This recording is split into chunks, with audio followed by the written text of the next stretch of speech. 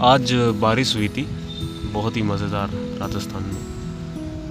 काफ़ी दिनों के बाद काफ़ी ठंडा ठंडा मौसम हुआ है और आज काफ़ी देर छत पे भीगने के बाद मेरे दिमाग में एक थॉट क्लिक हुआ कि यार मैंने एक चीज़ ऑब्ज़र्व की है। जब बात आती है नॉलेज की तो कहीं ना कहीं मैं इस चीज़ को लैक करता हूँ, और मेरे ख्याल से तुम लोग भी कहीं ना कहीं करते होंगे जो भी इस वीडियो को देख रहे हो। या हो सकता है तुम लोग बहुत नॉलेजेबल हो तो स्किप कर सकते हो। जैसे कोई टीम में मैंने पार्टिसिपेट किया, लेट्स सपोज अब समझ लो मैं गो कार्ट की टीम में गया, बंदे बात कर रहे हैं यार 2 स्पीड ट्रांसमिशन चाहिए हमको, इसमें ना ये इस टाइप में करेंगे हम, और वेरिएबल ब्रेकिंग सिस्टम लगाएंगे, डिफरेंशियल लगाएंगे। अब डिफरेंशियल क्या है मेरे को यही नहीं पता।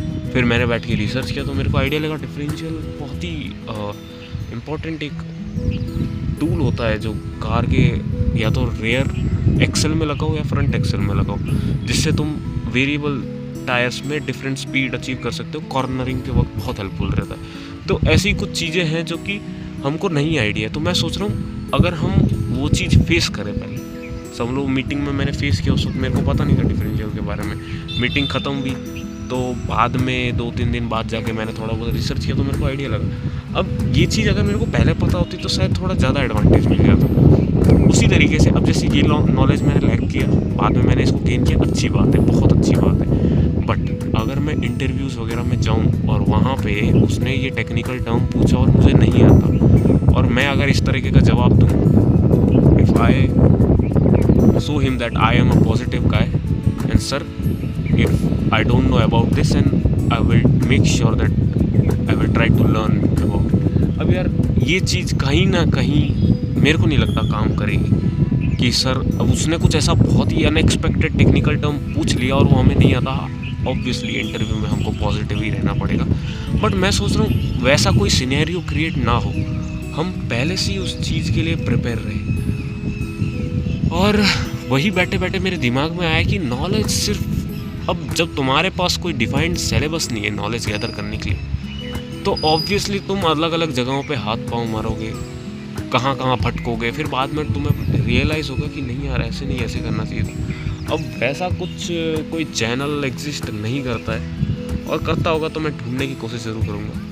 तो कहीं ना कहीं किसी ना किसी को ये एक्सपेरिमेंट तो करना पड़ेगा। तो मैं इस एक्सपेरिमेंट को करने वाला हूँ। मैं विभिन्न टाइप का नॉलेज गैदर करने की कोशिश करूँगा, कैसे करना है नॉलेज को दिमाग में ही कैसे, क्योंकि अब काफ़ी सारी चीज़ें होती है जो कि हमने पढ़ ली, उसके बाद वो निकल जाती है दिमाग से, वैनिश हो जाती है। तो वैसा कुछ भी ना हो, ठीक है। तो काइंड ऑफ तो यार मतलब है ये चीज़ थोड़ा ना याद करना, मेमोराइज़ करना और बहुत सारा नॉलेज इकट्ठा करना, यही सबसे बड़ा एक प्रॉब्लम है। यही तो सबसे बड़ी कठिनाई है इस पूरे प्रोसेस में। वरना हर कोई नॉलेजेबल नहीं होता, क्योंकि नॉलेज को ढूंढ के सही इन्फॉर्मेशन गैदर करना ये बहुत इम्पॉर्टेंट है, और ये करने में ना लोगों को सालों लग जाते हैं। तो ये एक्सपेरिमेंट चैनल मैंने क्रिएट किया है, 3 इयर्स को तक मैं इसको यूज़ करूँगा। अब 3 इयर्स इसको कंटिन्यू करूँगा, उसके आगे करना है नहीं करना वो मैं आगे की ग्रोथ के हिसाब से देखता हूँ। बाकी एक लॉन्ग टर्म मैंने प्लान बनाया कि मैं काइंड ऑफ, तुमने एक लॉन्ग टर्म प्लान है तो इसको एग्जीक्यूट करके देखते हैं। तुमने कहीं ना कहीं ये शब्द सुना होगा पॉलीमैथ। मैंने जब इसके बारे में सुना तो मेरे को काफ़ी इंटरेस्टिंग लगा। पॉलीमैथ बेसिकली तुमने हमारे पुराने ज़माने में ऋषि मुनि लोगों को देखा होगा, उन लोग के पास एक सब्जेक्ट में ही नॉलेज नहीं था। क्योंकि अगर तुम आर्यभट्टा को देखोगे वो एस्ट्रोलॉजिस्ट भी था, साथ ही साथ मैथमेटिशियन भी था, साथ ही साथ कोई और फील्ड में भी अच्छा खासा एक्सपर्ट था। उसी तरीके से चाणक्य को देखो, वो विभिन्न सब्जेक्ट्स में मास्टरी करके बैठा था। तो मेरे को इस तरीके से नहीं बोलना चाहिए, वो लोग बहुत बड़े लोग हैं, I respect them, I truly respect them, but मेरा कहने का मतलब समझो कि वो लोग बहुत ही ज़्यादा नॉलेजेबल थे। उनकी लैंग्वेज में कमांड अच्छी थी, उनकी पॉलिटिक्स में कमांड अच्छी थी, उनकी साइकोलॉजी में कमांड अच्छी थी, वो बायोलॉजी तक जानते थे, वो फिज़िक्स जानते थे, वो एस्ट्रोलॉजी जानते थे, मैथमेटिक्स जानते थे, केमिस्ट्री, वो जो भी सब्जेक्ट तुम्हारे दिमाग में आते हैं वो मैक्सिमम चीज़ों में बहुत ज़्यादा नॉलेजेबल थे। तो ऐसा तो है नहीं कि उन्होंने एकदम से नॉलेज गेन कर ले एक रात में। मेरे को पता है इसमें बहुत लंबा समय लगता है, यहाँ तक कि बहुत सारे प्रोफेसर्स देखे होंगे, ना जाने कितनी डिग्रीज होती है उनके पास में, कितने अचीवमेंट्स होते हैं, तो वो एक साथ नहीं होता, वो लगभग उनको काफ़ी साल लगे होते हैं सब अचीव। तो मेरा मेन यही है कि मैं 3 इयर्स में, अभी क्योंकि मेरा इंजीनियरिंग का फर्स्ट ईयर है, तो मैं सोच रहा हूँ एटलीस्ट ये 3 सालों में मैं इतना नॉलेज गेन करूँ कि मुझे ये इंटरव्यूज़ वगैरह तो मैं आराम से बीटअप कर दूँ। कोई भी इंटरव्यूअर से ज़्यादा नॉलेज तो रखना देखो काइंड ऑफ मुश्किल है, बट हाँ काइंड ऑफ उसकी एक्सपेक्टेशन को बीट कर सकते हैं हम काफ़ी ज़्यादा। अब नॉलेज ऐसा तो है नहीं कि रैंडम कुछ भी पढ़ रहे हैं, तो एक स्पेसिफिक तरीके से मैं सोच रहा हूँ कि कम से कम वीक में कम से कम मैं 2 से 3 वीडियोस अपलोड करूँ, जिसमें कि मैं अलग अलग टाइप का सोर्स के ऊपर इंफॉर्मेशन गैदर करूँ, राइट डाउन करूँ, उसको अच्छे से अंडरस्टैंड करूँ और फिर उसको शेयर करूँ यूट्यूब के थ्रू। हाँ, अभी मैं फेस रिवील नहीं कर रहा हूँ क्योंकि मेरा करने का कोई मन भी नहीं है और मेरा कोई खोपड़ा इतना अच्छा भी नहीं है। मैं बस यही कहना चाहता हूँ कि मेरे अंदर एक कॉन्फिडेंस हो, एक स्पीकिंग स्किल्स को डेवलप करना है। हालांकि ये मेरी पहली वीडियो और मैं कुछ भी बकबक कर रहा हूँ, या फिर मेरे को बकबक करना नहीं आता होगा बाकी यूट्यूबर्स की तरह, ना ही मेरे को एंगेज करना आता होगा लोगों को, बट हाँ मैं ट्राई हार्ड करूँगा कि धीरे धीरे ही सही, बट खुद को कल से बेहतर बनाने का।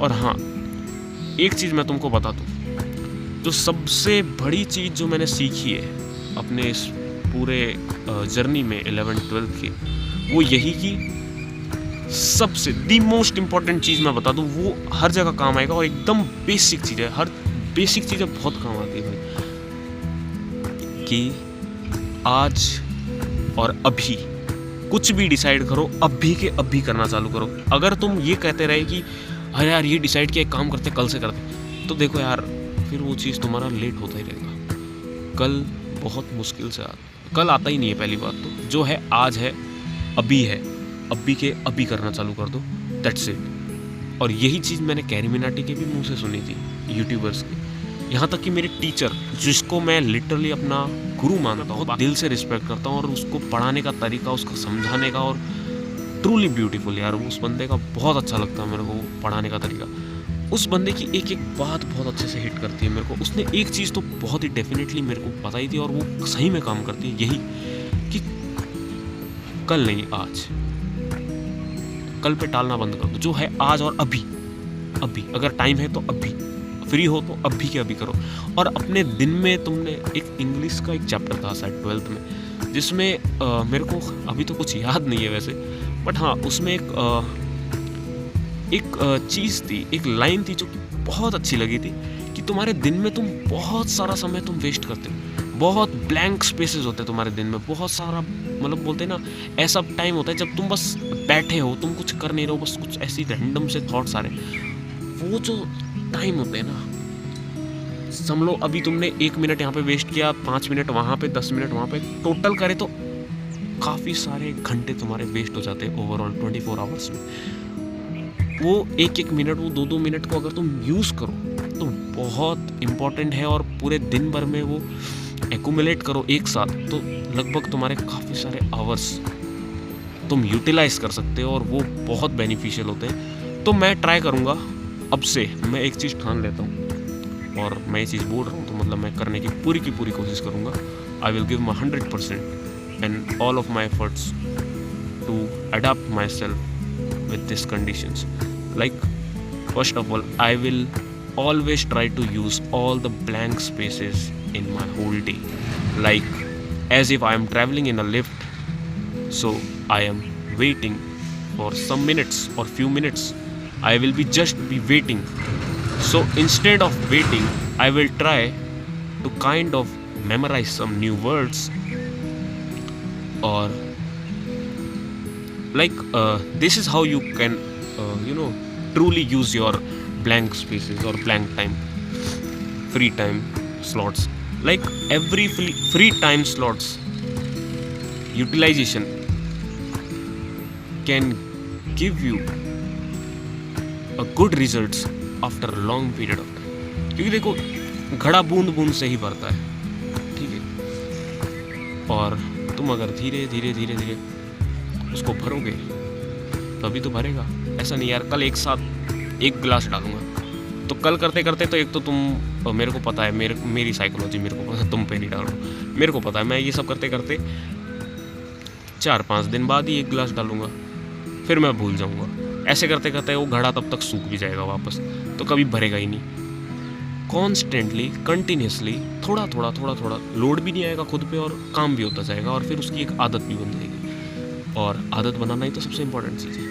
और यार बारिश हुई थी तो देखो यार दूर से मेहरानगढ़ तो मेरे को कैमरा में तो तुम्हें नहीं दिखेगा बट मुझे काफ़ी क्रिस्टल क्लियर दिख रहा है। यहाँ से दीवारों का मतलब उसकी वॉल्स का कलर तक मुझे दिख रहा है और यहाँ से मुझे उम्मेद भवन भी दिख रहा है। मतलब क्या ही लोकेशन पे मेरा घर है जो छत से मेरे को दोनों चीज़ें दिख रही है। और खैर ये तो बीच में इंटरप्ट कर दिया मैंने। तो हाँ मैं बस यही ट्राई करूँगा। और एक और इम्पॉर्टेंट चीज़ जो कि लास्ट एंड फाइनल इम्पॉर्टेंट चीज़ जो मैं कहना चाहूँगा, जो कि एक बहुत ही अच्छी लाइन लगती है मेरे को।